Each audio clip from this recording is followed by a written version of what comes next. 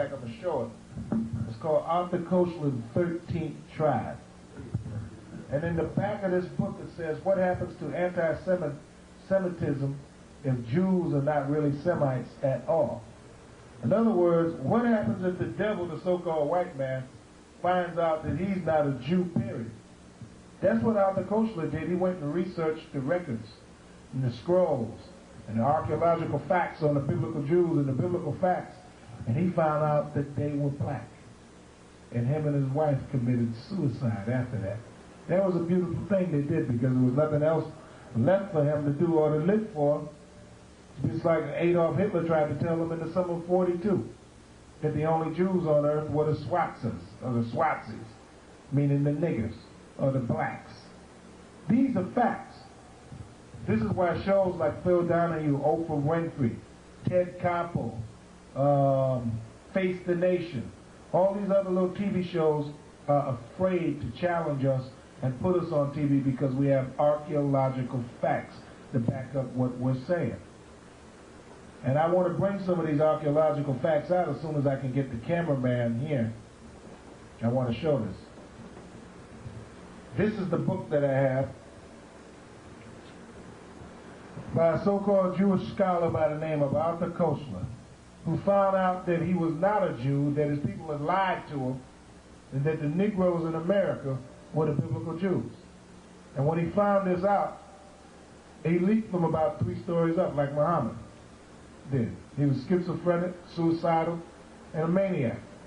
He left a note why he jumped out. Probably that note probably said that the Jews were black, and he jumped. That's what happened, but at least he was man enough to put this book out. And on the back of the book it says, what happens to anti-Semitism if Jews are not really Semites at all? Is there any biblical history that can bear witness to this? Are there any biblical facts that we can read to prove this? Lamentations 4:8 speaks about the Jews and their color. Read it. Their visage is blacker than a coal. Their visage is blacker than a coal. That means their face is blacker than a coal. Just read what I tell you to get. Their visage is blacker than a coal. You can't tell me that that's my interpretation. I'm an interpreter that way. It's already written down. It's already interpreted. Their visage is blacker than a coal. You don't get blacker than coal. For you so-called preachers that don't understand that, you do not get blacker than coal. Read it again. Their visage is blacker than a coal. And this is what Ahrayah found out. That their visage was blacker than a coal. This is why he wrote in the book, what happens to anti-Semitism if Jews are not really Semites at all? Now I'm going to read a passage in this book where he tells you that the Negro in the ghetto is the Jew. I got that marked in this book. That's on, I believe, page 286. Bear with me one second. I'm going to read a passage in here. What Ahrayah found out about the Negroes. Oh, here it is right here. I like it. I got it marked, page 286. He's going to tell you about the Jews in the ghetto, about the diaspora and all that the Negroes are the Jews. That's in this book. And I got it circled right, see? Right there. Now I'm going to read what it says, then we're going to turn it back to the camera. It says this. The Jews of the diaspora have none of these requirements of nationhood. What sets them apart as a special category from the Gentiles amidst whom they live is their declared religion, whether they practice it or not. Whether the so-called Negro realizes he's a Jew or not, he is a Jew. This is what he's saying. Whether they practice it or not. Now listen to this next part. This is the part that really gets me.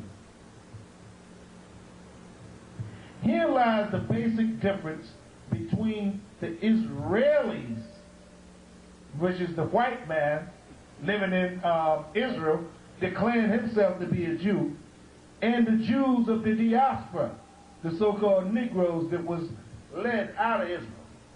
The former have, talking about the so-called Negro, the former have acquired a national identity.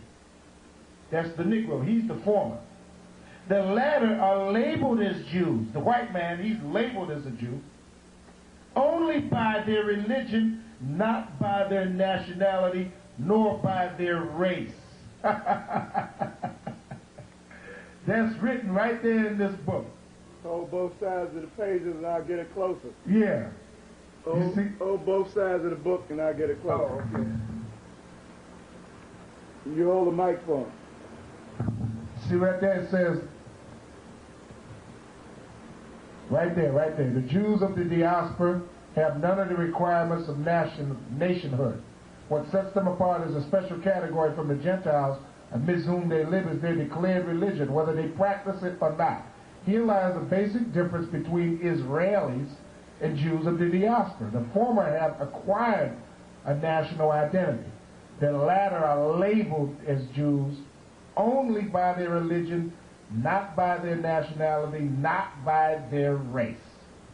I'm going to read another part in here where it tells you that the Jews are Negroes. Just bear with me 1 second. By the way, that was a so-called Jew. This was the so-called Jew who wrote this book. Isn't that something? Isn't that this? I want to read another part on page 289. It may also be significant that the native Israeli represents physically and mentally, that's talking about the white man. Listen at this good. It may also be significant that the native Israeli, Sabra, the so-called white man, represents physically and mentally the complete opposite of the typical Jew that's bred in the ghetto. And I got that highlighted. Let me find it. Right, Let me find it. Where is it at? let me get right here on this side. My finger is right here on the bottom. Okay. Let me come in on it.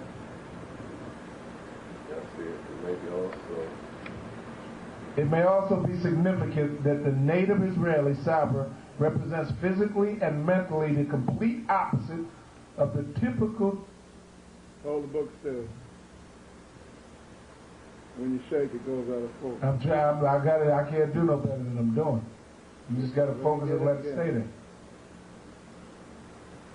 It may also be significant that the native Israeli represents physically and mentally the complete opposite of the typical Jew bred in the ghetto.